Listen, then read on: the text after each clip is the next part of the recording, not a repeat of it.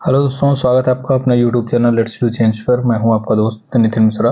दोस्तों, आज से मैं आप लोगों के लिए एक बहुत ही बेहतरीन सीरीज स्टार्ट कर रहा हूं जिसमें बीपीएससी से रिलेटेड जितने भी प्रीवियस ईयर क्वेश्चंस हैं, या ये कहें कि जितने भी टीआरई से रिलेटेड प्रीवियस ईयर क्वेश्चन हैं, या अगर आप यूपी पीसीएस या किसी भी पीसीएस एग्ज़ाम की तैयारी कर रहे हैं, आरओ या आरओ की तैयारी कर रहे हैं, तो सभी एग्ज़ाम्स में ये जो आपका सीरीज है बहुत ही ज़्यादा इम्पोर्टेंट रहने वाला है। आप केवल अंत तक बने रहिए। अगर आपको वीडियो पसंद आती है तो आप वीडियो को लाइक कीजिएगा, अपने दोस्तों तक शेयर ज़रूर कीजिएगा। अगर आपने चैनल सब्सक्राइब नहीं किया हो तो चैनल सब्सक्राइब जरूर कर लीजिएगा, ठीक है। तो सबसे पहले हम बात करते हैं कि पहले प्रश्न की। पहला प्रश्न है ये, बक्सर की लड़ाई के बाद किस संधि पर हस्ताक्षर किए गए? बक्सर की लड़ाई, अब सबसे पहली बात प्रश्न आना चाहिए कि बक्सर की लड़ाई हुई कब थी। बक्सर की लड़ाई सन 1764 में हुई थी, ठीक है। ये याद करने वाली बात है कि सन 1764 में बक्सर की लड़ाई हुई थी। ये आपके लिए क्वेश्चन तैयार हो गया। किस संधि पर हस्ताक्षर हुई थी? तो ये इलाहाबाद संधि पर हस्ताक्षर हुई थी, ठीक है। 1764 में जब बक्सर की लड़ाई हुई, जिसमें ईस्ट इंडिया कंपनी को यहाँ पर जीत मिली, उसके बाद इलाहाबाद की संधि हुई। इलाहाबाद की संधि दो लोगों के साथ में हुई थी। पहली डेट है 12 अगस्त और दूसरी डेट है 16 अगस्त, ठीक है। और सन है 1765, ठीक। 12 अगस्त सन 1765 को मुगल सम्राट शाह आलम द्वितीय के साथ इलाहाबाद की संधि हुई, और 16 अगस्त सन 1765 को जो बंगाल अवध के नवाब थे शुजाउद्दौला, उनके साथ इलाहाबाद की संधि की गई, ठीक है। तो इस प्रश्न का आंसर क्या होगा? इलाहाबाद की संधि। दूसरा प्रश्न है आप लोगों के लिए कि डच ईस्ट इंडिया कंपनी ने किस वर्ष पटना में अपना कारखाना स्थापित किया था? बहुत ही ज़्यादा इंपॉर्टेंट क्वेश्चन है। डच ईस्ट इंडिया कंपनी ने किस वर्ष पटना में अपना कारखाना स्थापित किया? ठीक, तो इसका आंसर हो जाएगा 1632। कब स्थापित किया था? 1632 में। डच ईस्ट इंडिया कंपनी ने 1632 में पटना में अपना कारखाना स्थापित किया, जो कि अब जो है वो पटना कलेक्ट्रेट के रूप में जाना जाता है, ठीक। तो ये आपको याद रखना है। और आप यहाँ देख सकते हैं, मैंने नीचे सारे क्वेश्चन में मेंशन किया है कि ये किस एग्जाम में पूछा गया है। तो ये 69th एग्जाम 2023 में आया हुआ है, यानी रिसेंटली ही आया है, अभी 25 चल रहा है। तो ये आपके लिए बहुत ज़्यादा इंपॉर्टेंट हो जाएगा, ठीक। हम बढ़ते हैं नेक्स्ट क्वेश्चन की तरफ। नेक्स्ट क्वेश्चन क्या कह रहा है? इनमें से कौन इंग्लैंड में भारत के अनाधिकारित दूत बने थे? ठीक, ये भी प्रश्न आपके लिए उतना ही इंपॉर्टेंट है। देखिए, आप यहाँ पर देख सकते हैं कि बीपीएससी टीआरई 2 में ये प्रश्न पूछा भी गया है, ठीक। तो इनमें से कौन इंग्लैंड में भारत के अनाधिकारिक दूत बने थे? इसका उत्तर क्या हो जाएगा? दादा भाई नौरोजी। और यही वो जगह है जहाँ पर इनको एक टाइटल दे दी गई थी, मिस्टर नैरो मेजोरिटी का। किसका? मिस्टर नैरो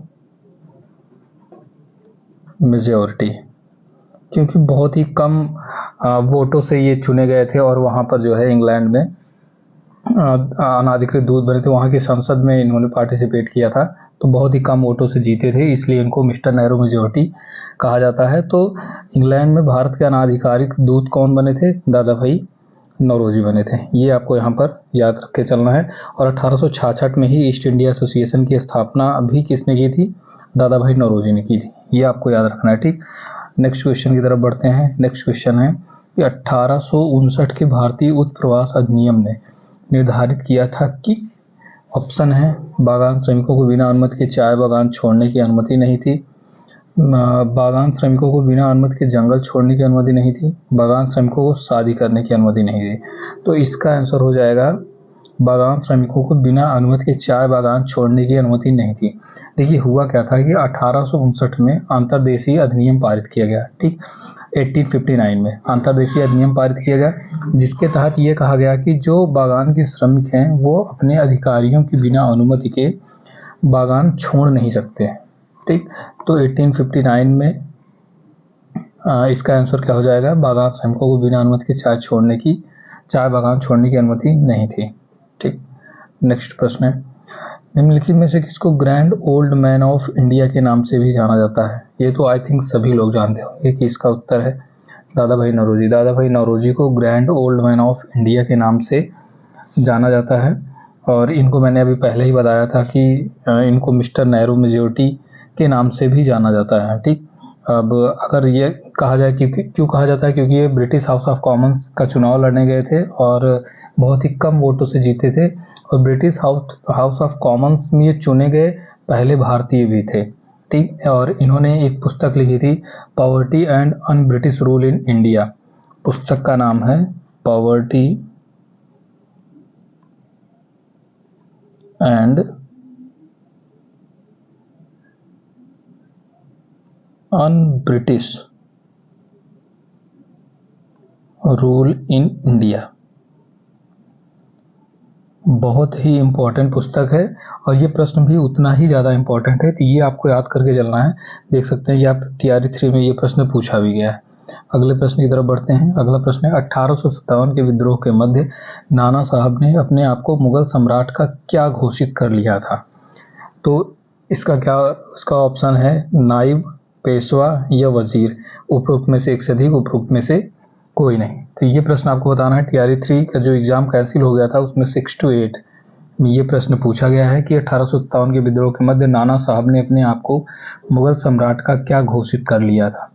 ठीक, तो देखिए इसका उत्तर क्या होगा, इसका उत्तर हो जाएगा नाइब या उप। ठीक, इसका उत्तर क्या हो जाएगा, नाइब या उप। जब 1857 कानपुर से अंग्रेजों ने प्रस्थान कर लिया था, तब नाना साहब ने खुद को पूर्ण स्वतंत्रता घोषित कर लिया और मुगल सम्राट बहादुर शाह जफर को भारत का बादशाह स्वीकार कर लिया। ठीक, और उसके बाद जब उन्होंने मुगल बादशाह बहादुर शाह जफर को अपना बादशाह स्वीकार कर लिया, तो खुद को उनका नाइब घोषित कर दिया। ठीक, तो इसका उत्तर क्या हो जाएगा, नाइब। हम बढ़ते हैं नेक्स्ट प्रश्न की तरफ। अगला प्रश्न क्या कह रहा है, निम्नलिखित में से किस तिथि को रानी विक्टोरिया की उद्घोषणा जारी हुई थी? देखिए जब 1857 की क्रांति हुई, ठीक, 1857 की प्रथम स्वतंत्रता संग्राम हुआ 1857 में। उसके बाद क्या हुआ कि महारानी विक्टोरिया ने ईस्ट इंडिया कंपनी से जितने भी पावर्स थे वो छीन लिए। उसके बाद 1 नवंबर 1858 को उन्होंने एक उद्घोषणा जारी किया, जिसमें जिसके बाद पील आयोग बनाया गया और भारतीयों के जो सैनिक अनुपात था 5:1 उसको 2:1 कर दिया गया, यानी हर 2 भारतीय सैनिक पर 1 अंग्रेज सैनिक रखा जाने लगा। तो ये उद्घोषणा कब हुई थी, 1 नवंबर 1858 को ये उद्घोषणा हुई थी। ठीक, जिसमें क्राउन के अधीन कर दिया गया था सारा सब कुछ। नेक्स्ट प्रश्न की तरफ बढ़ते हैं। नेक्स्ट प्रश्न क्या पूछ रहा है, निम्नलिखित में से किसने रानी लक्ष्मीबाई को ग्वालियर पर अधिकार करने में सहायता की? बहुत ही ज़्यादा मोस्ट इम्पॉर्टेंट प्रश्न है।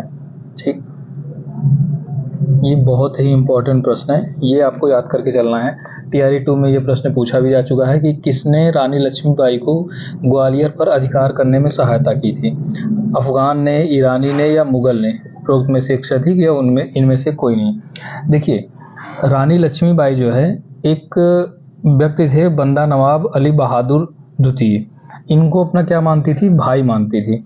तो इन्होंने एक पत्र भेजा और पत्र के साथ इन्होंने उसमें एक राखी भेजा था, क्योंकि उनको भाई मानती थी। तो उन्होंने राखी भेजकर उनसे उन्होंने लिखा था कि अब यहाँ की लाज बचानी आपके हाथ में है। तो वो अपने लगभग 10,000 सैनिकों के साथ वहाँ पर पहुँचे और अफगान नेता थे वो, तो उन्होंने जो है ग्वालियर पर अधिकार करने में रानी लक्ष्मीबाई की मदद की थी। ठीक, तो ये प्रश्न हो गया। अब बढ़ते हैं आखिरी 9वें प्रश्न की तरफ। 10 प्रश्न होंगे टोटल, 10-10 प्रश्न करके मैं आप लोगों को हजारों की संख्या में प्रश्नों को कलेक्ट करा दूंगा। अगर आप ध्यान से पढ़ते जाएंगे तो सारे जो प्रश्न होंगे वो आपके एग्जाम में कहीं ना कहीं कनेक्ट कर जाएंगे। ठीक, प्रश्न है 1857 के विद्रोह को किसके द्वारा पहली बार प्रथम भारतीय स्वतंत्रता संग्राम के रूप में वर्णित किया गया था?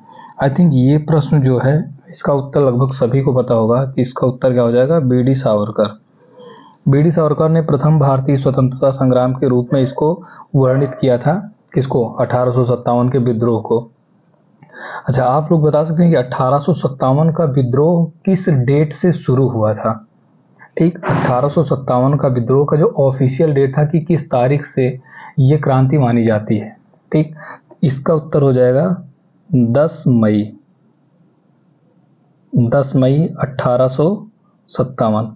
देखिए, मंगल पांडे की मृत्यु के बाद ये योजना बनाई गई थी 31 मई 1857 को एक साथ पूरे भारत में विद्रोह किया जाएगा, लेकिन किन्हीं कारणों की वजह से 31 मई को न करके जल्दी जल्दी में 10 मई 1857 को ही क्रांति की शुरुआत करनी पड़ी, और आगे चल के यही कारण था कि इसको असफल क्रांति के रूप में भी जाना जाता है।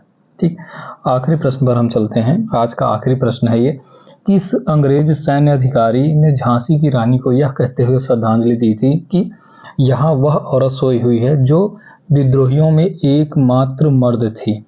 ये एकमात्र मर्द महारानी लक्ष्मीबाई को किसने कहा था? ह्यूरोज ने, कैंपबेल ने, हडसन ने, उपरोक्त में से एक से अधिक या उपरोक्त में से कोई नहीं? इसका उत्तर हो जाएगा ह्यूरोज, क्योंकि उसने ह्यूरोज ने ही रानी लक्ष्मीबाई के विद्रोह का दमन किया था। उसने